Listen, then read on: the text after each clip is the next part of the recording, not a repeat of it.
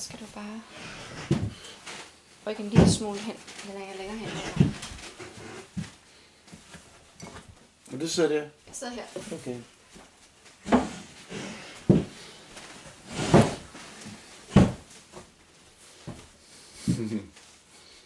Hej darling. Hello. Good. Yeah. Okay. Fint. Okay, so hello everyone. Want to say hello? Hallo. Så sig det dog bare hello. Det er kunstigt nok. Du er vant til det. Vi slapper af. Vil du sige hello? Hello.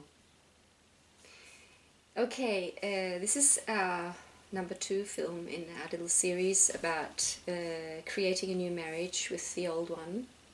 And this time I will be talking more and telling my story about how I experienced the crisis and the challenges that we've gone through, I feel. And I want to start off to say thank you all for all your messages that we've had from the last. Thank you. Yeah, has been very touching. You want to say something about? No. It was very, very touching, and I'm so glad that some of you, also young people, can use this because see everything that we did wrong, you can you can learn from.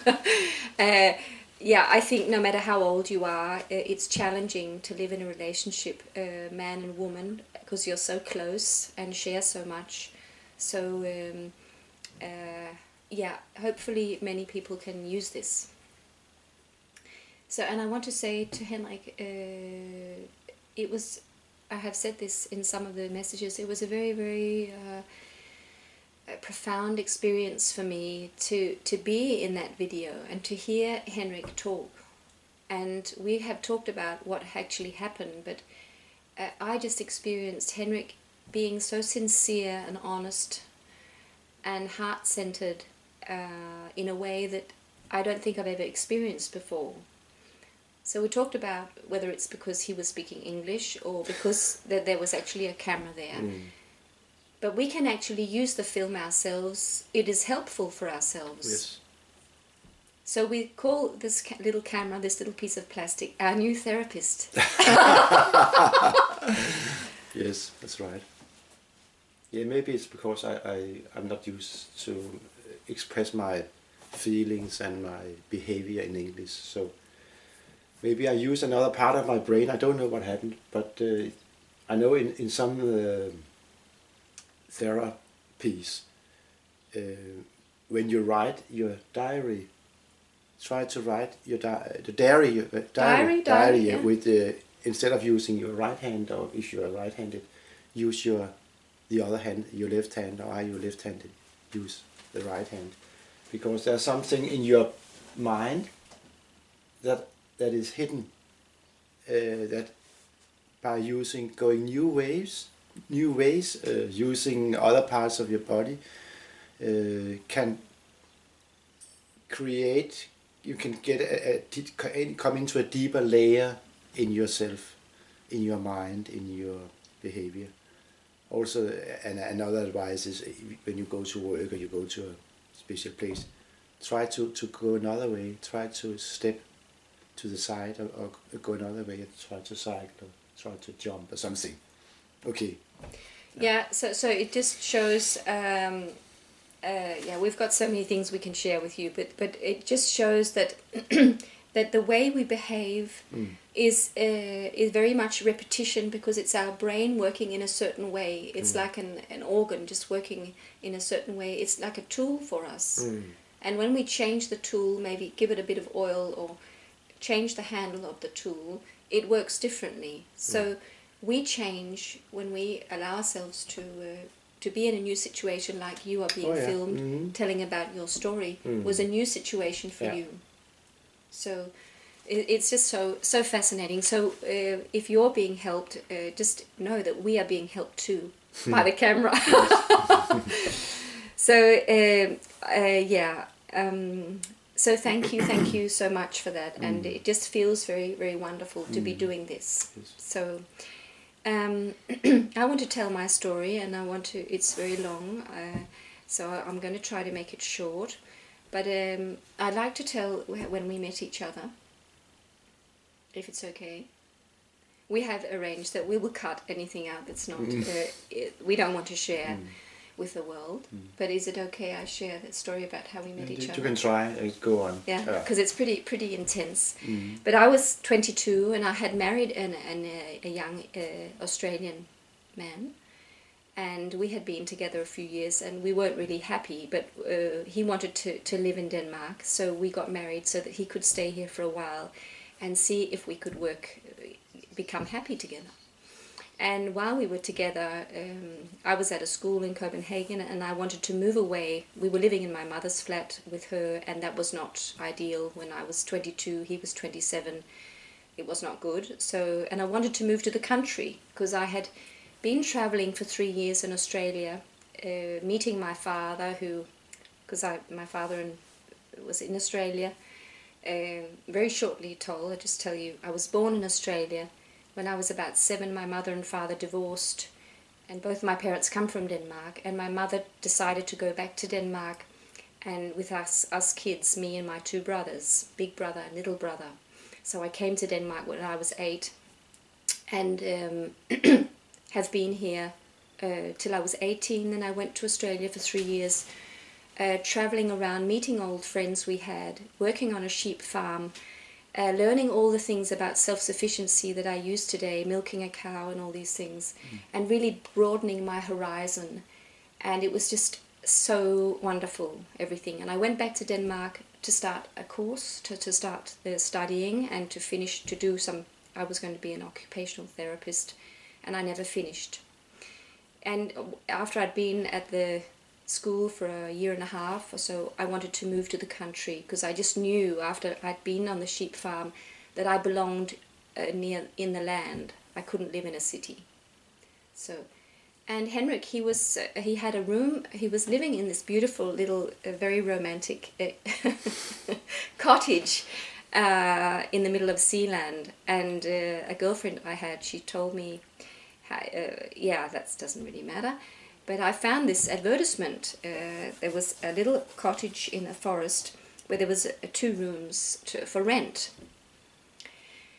And I called Henrik, and he was letting out these rooms, and I just fell in love with it, and also thought he was very gorgeous. And I didn't really think about that then, but I just know that that's what I felt. And very quickly, this Australian man I was with, he left, he went travelling, and I was alone in the house with Henrik, and I just couldn't control myself. I just fell in love with him really, really madly. And it was very messy because, I was married, and Henrik didn't, because he's moral, he has very good morals, and he didn't want to have anything intimate with me because I was a married woman. But okay, we're back again, and I fell in love with Henrik madly, and I didn't really know what to do because it was so messed up because I was married with this other man, but I just knew that I had to follow my heart. So, and I talked to a girlfriend, and she said, she was actually in love with Henrik too, and she said, if you don't take him, I'll take him. So anyway, I really expressed to Henrik I was very much in love with him, and he went along with it, and we started a relationship. And it was very, very romantic and very wonderful, and I divorced the other man very quickly, and we've been together ever since, so that's about 30 years, more than 30 years. And very quickly I got pregnant within about 10 months. I was pregnant with our first child. So we weren't actually together as partners for very long before I was expecting our first child.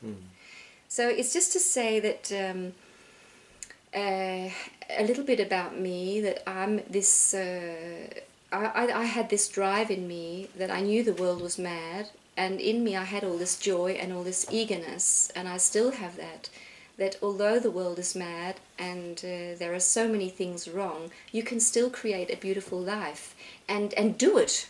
And that's what I felt with myself. Go for it. And even if it's a man who you want desperately, go and say, you want me? And that's what I said, you want me? And he said, okay, yeah, I'll have you. And so I'm this person who initiates things a lot. And like everything in life, everything can go out of balance. And that's what really happened in my life with Henrik.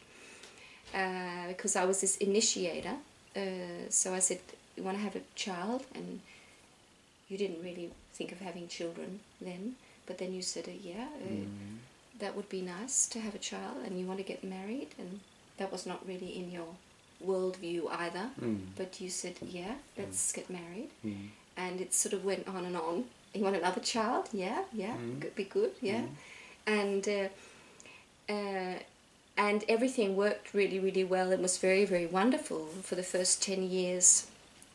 And of course very busy, as Henrik has said, because we had all these little children and we were doing this farm and also travelling, and just it was a very rich life. So, and what happened in our, what do you call it, way of working together was that I became, because I'm this also domineering person and I have lots of ideas, and Henrik usually really likes my ideas, so goes along with it. But that came out of balance, that became too much, so that... Okay, we're doing a bit of cutting here in the film, just so you know, because it's important that we both feel good about what we're talking about. And so the story for me was that I felt like I was the mother and the father a lot of the time in our family life. And I think your view of bringing up children is that you should not correct so much. Yes, More, right. and I have more discipline, like that if your child is doing something, you should tell the child, I don't want you to do this and I would like you to stop it. And we never sat down and really talked about how do we actually want to bring up these children. So it became very much my thing. And also because Henrik was at work and was busy with other things, it seemed natural. And I know also, looking back in my life, I was 7. My mother was the sole, was my mother and father really. So I was used to the fact that a mother can be a mother and a father at the same time. So I brought this. It was quite natural to me. But then it started to become very unhappy because I was just simply overburdened, because I felt I was the one who did the cuddling and the kissing and the hugging, and I was the one doing the correcting, and I was the one making sure that everything was working on the emotional and food and just these close things. I felt very burdened, also because I had this story from my childhood where I had very much been an adult ever since I was little. I've put myself in this adult position. So I was getting more and more burdened, and at the same time didn't really feel so much love from you. So our relationship was starting to starve really badly, and we couldn't really get out of it. But what I did, I want to just say, when I realized that I am controlling too much, and I wish my husband would step in and be more active emotionally, be more present. I realized this. I knew with myself, I can't just ask my husband to change. I have to change. So for him to step in, I have to step back more.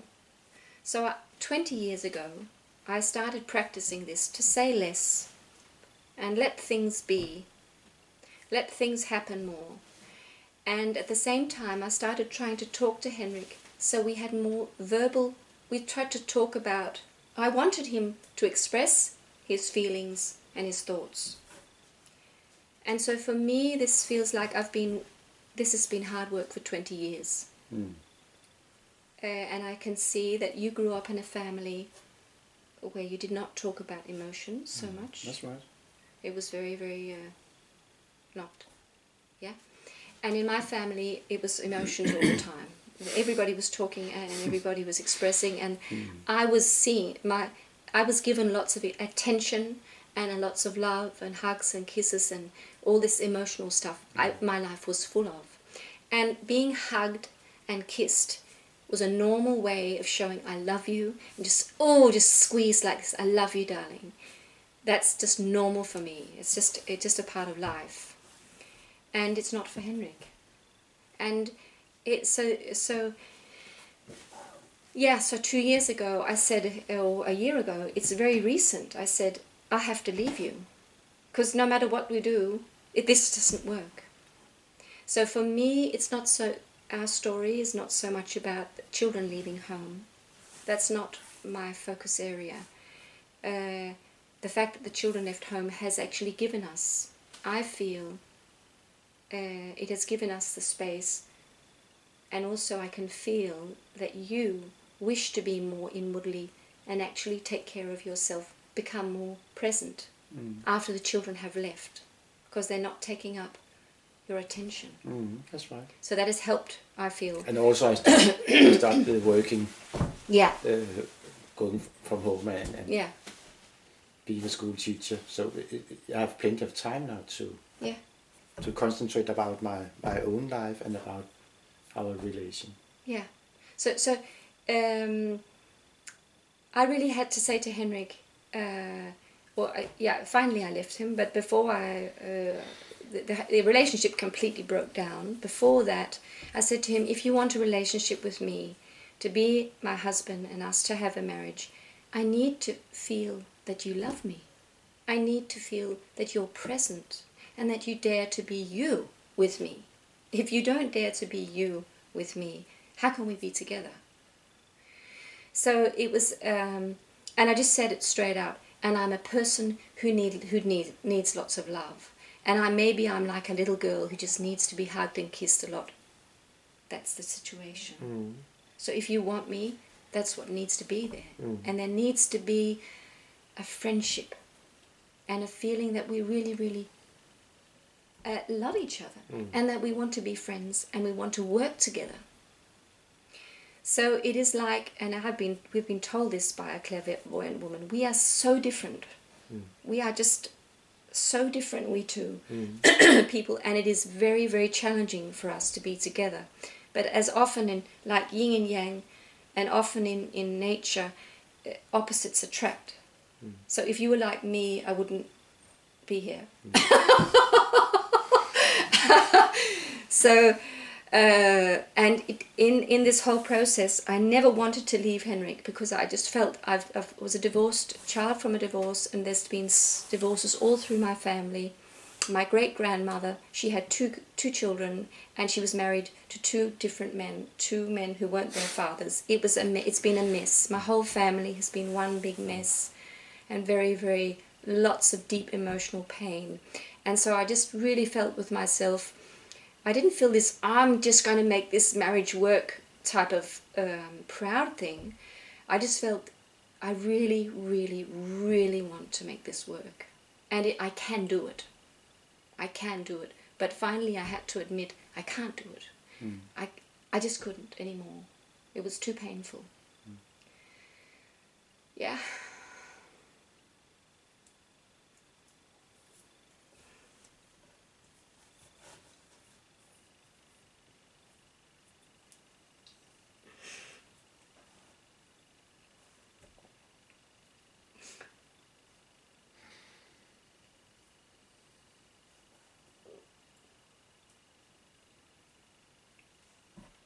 So I feel a little bit worn out.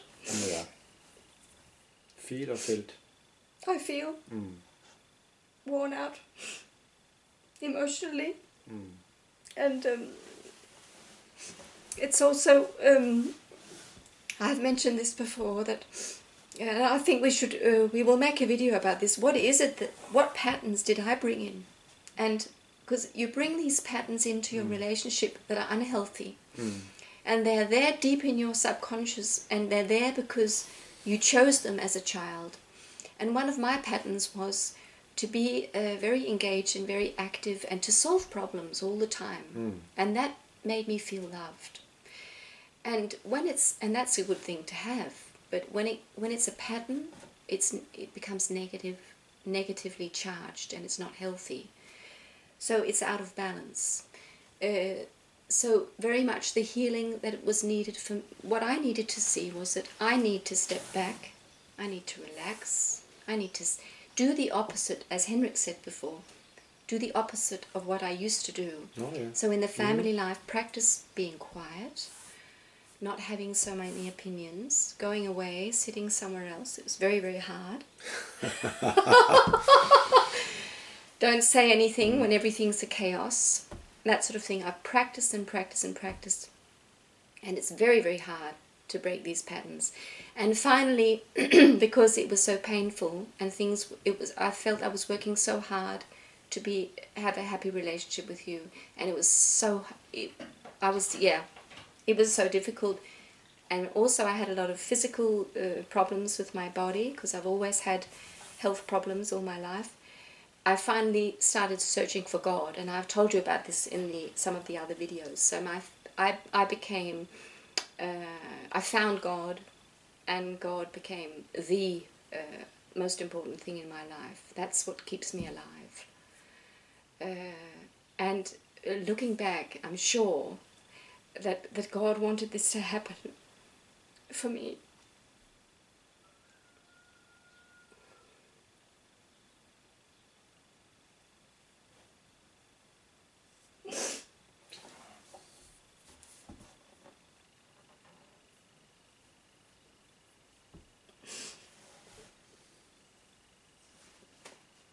So it's good to cry. Cleans out the heart. Cleans the mind. Okay. Because I really believe, and I've said this many times, that everything in our life that happens is meant to be, and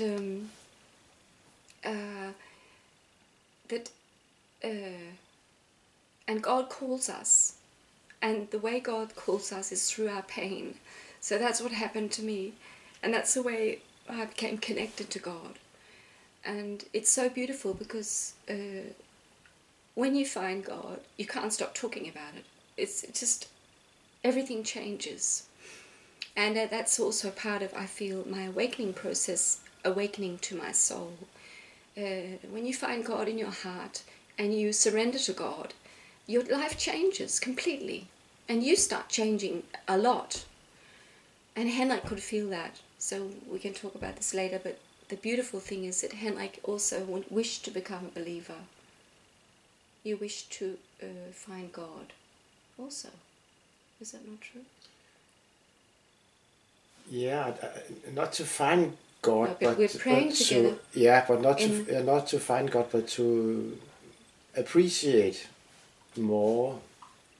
To put words on what I feel, and maybe deeper than feelings, my belief. Can I just? It's a big topic also. Yeah, maybe I'd like to tell you. That. I'd like to tell you to tell it about it now, right now. But I just like to say, I can feel that you have become a believer. I don't like this expression, becoming a believer. No, okay. So, but what would you call it then? Because before, this was not a topic in your life. I was practicing what I. It is a connection.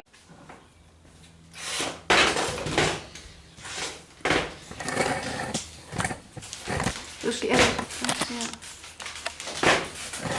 får du solen lige i hovedet? Nej.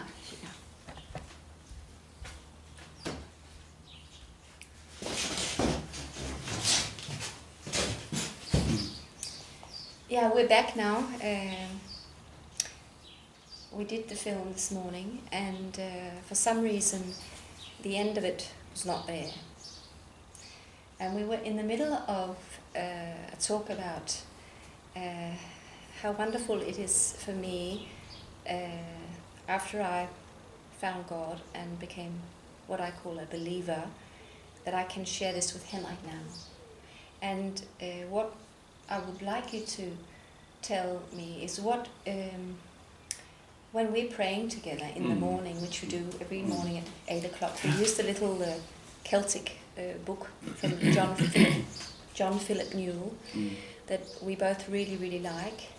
And so I ask you, and that's what I experience, that there is you and me and God, or our Creator. And that's what I feel has happened to you, because before, a year ago or more, that was not the case.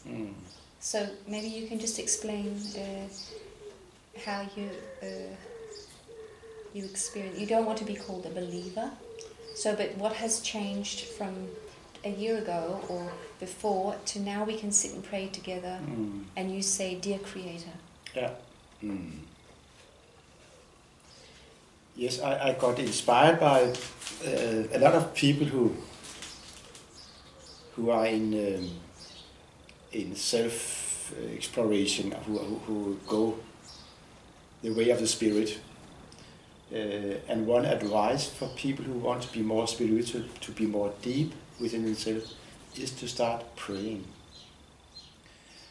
And I like that, to take to read up on that book, this Celtic book. I think that it's very nice poems, not poems, but it's sort of words of wisdom, very deep words about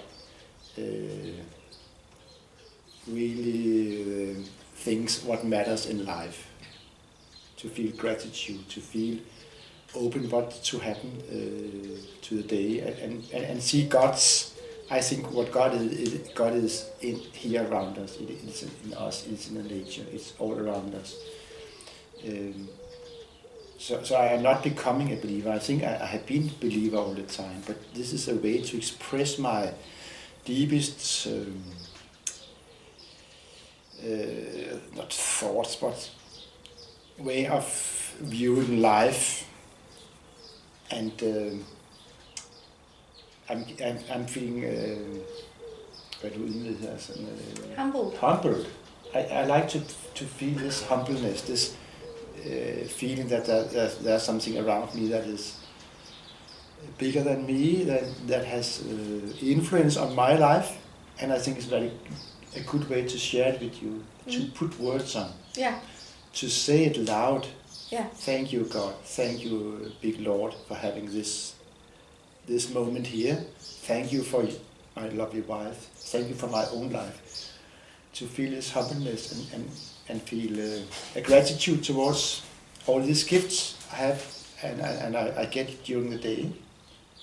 And I think by saying these prayers in the morning, it will transform me to be more humble, to be more open, to be more safe in myself in a way, to feel myself loved. Okay, so just to get this right, because I'd like to just put the pin on the finger on the pin.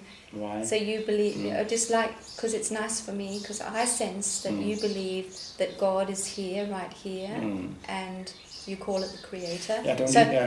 You call it the Creator. You say, "Dear Creator," every morning. So the Creator is here, right here. And as I see it, you have changed. So you have, and from what you just said now, I can say what I see. And I see that you feel that in your life God has been there all the time, but now you give God more space. That was a good way to express it. Exactly. Yes. And do you feel that God loves you? Not like a man or a woman, but that there is love for you. So that's just, that's so wonderful. And I got a message from one of you, a woman writing about how powerful it is to be, to have this faith in God, or what you want to call it. Have God as a major part of your life and believing that God loves you and has created everything and is here. Having this together as a man and a woman is very powerful and that's what I feel too, that there's not just my husband and me, but there's also God. And So we are three, and we are actually in a way children of, as I see it, children of God, and He's our Father or Creator, and He loves us. And that is just such a wonderful, wonderful shift, and actually I feel very helpful. And you have said that too, that praying helps you. It helps us to come closer, but also to just live our lives and be more peaceful and trusting. So that I just wanted to end off my story saying that this is such a gift, and it's only started 2 weeks ago.